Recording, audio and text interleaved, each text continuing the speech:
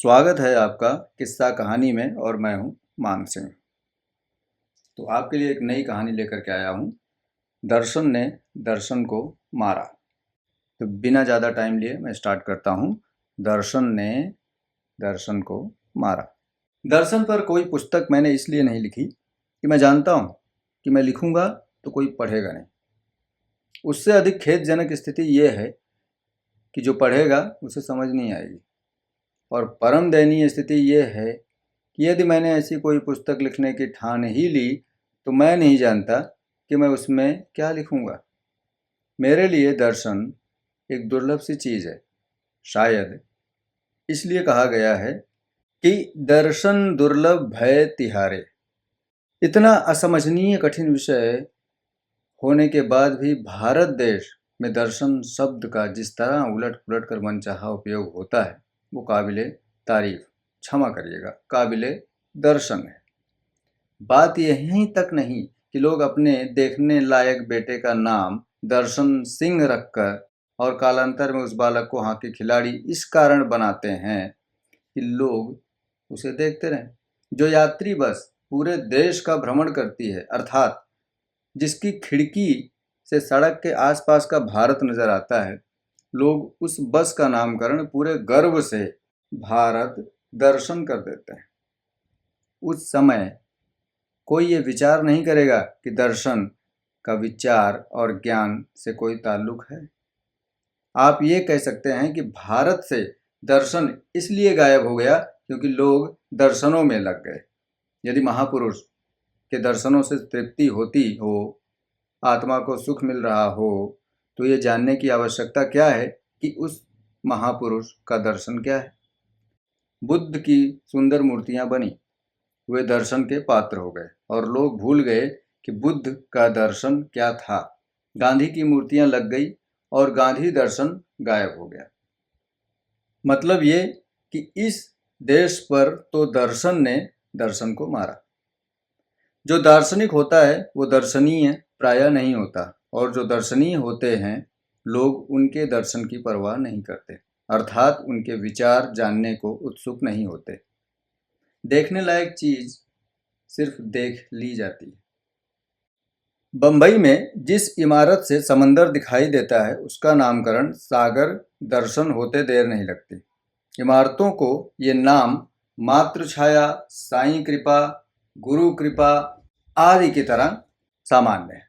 जहाँ से जुहू दिखता है उसका नाम जुहू दर्शन। हवाई अड्डे के पास बनी एक सोसाइटी का नाम है जंबो दर्शन, शायद इसलिए कि खिड़की से जंबो जेट जाता उतरता दिखाई देता हो। ना भी देखें तो कोई फर्क नहीं पड़ता, क्योंकि इन तथाकथित सागर दर्शनों से सागर कितना दिखाई देता है ये भी बहस का विषय है। मकानों के नामकरण के इस नियम के अंतर्गत कोई ताज्जुब नहीं कि कल से अमिताभ बच्चन के बंगले के पास बने किसी फ्लैट का नाम भी हो अमिताभ दर्शन, फिर चाहे वो नजर आए या ना। इसी दर्शन में इस इमारत के नामकरण ने मुझे सर्वाधिक आकर्षित किया। नाम था मार्गदर्शन। विशेषतः ये कि ये मकान एक चौड़ी सड़क के किनारे बना था और इसकी खिड़की से एक चहल पहल भरी सड़क दिखाई देती थी।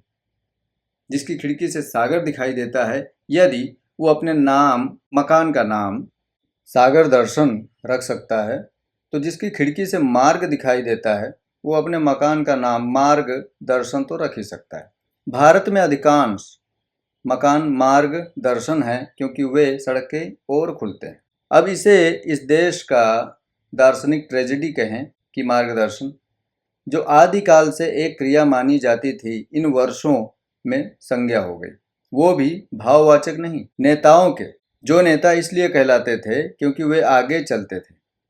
जब स्थायी बंगले बनने लगे और आगे चलने का सवाल ही नहीं रहा, तब मार्गदर्शन का अर्थ भी घर बनाकर रहना ही हो जाए तो क्या आश्चर्य।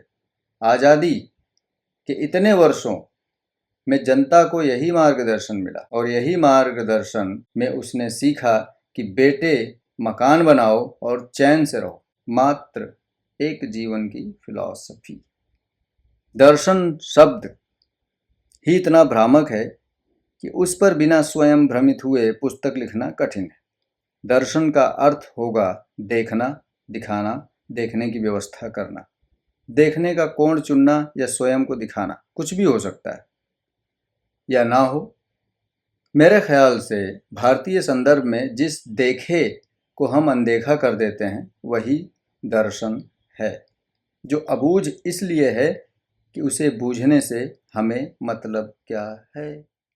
तो दोस्तों, ये कहानी कैसी लगी आपको लिख कर ज़रूर बताइएगा, क्योंकि आप लिखेंगे तभी तो हमें पता चलेगा। और अच्छी लगी तो शेयर भी करिएगा ज़रूर, और चैनल को सब्सक्राइब ज़रूर कर लीजिएगा, क्योंकि आपको फिर पता चलता रहेगा जो जो कहानियाँ आती रहेंगी, आपको सुनने को मिलती रहेंगी। तब तक अपना ख्याल रखिए, मस्त रहिए, स्वस्थ रहिए, मज़े में रहिए। धन्यवाद।